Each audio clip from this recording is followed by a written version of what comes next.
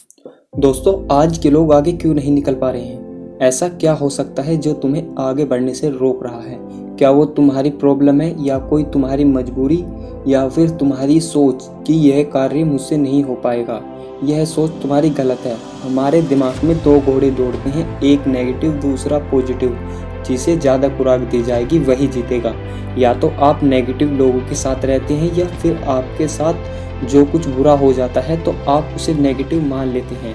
यह आपकी सोच का नज़रिया तय करता है कि आप क्या सोचते हो। आप अगर नेगेटिव सोचते हो तो आपके साथ बुरा ही होगा, अगर आप पॉजिटिव सोचते हो तो आपके साथ अच्छा ही होगा। अगर आप सोचो तो बिल्कुल अकेले हो, अगर यही बात को आप ठीक से सोचो तो आपका जीवन का असली सत्य यही है। तो मैं तुम्हें यह एक कहानी के माध्यम से समझाना चाहता हूँ कि हमारे सोचने का तरीका कैसा होना चाहिए। एक बार एक कंपनी के बिजनेस ओनर ने दो लोगों को काम पर बुलाया और लेकिन उनसे कहा कि जो इस काम को कर पाएगा वही इस नौकरी को करेगा।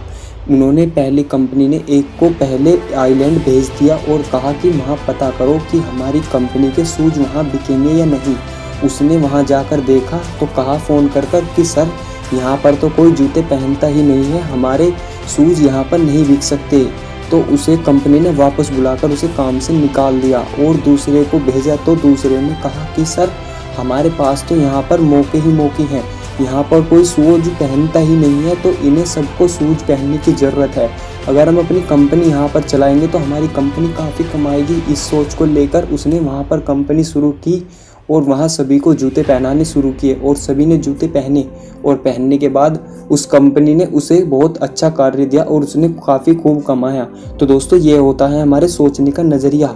अगर हम नेगेटिव सोचते हैं तो हम सोचते ही रह जाएंगे, हम कुछ सोचकर कुछ कर ही नहीं पाएंगे।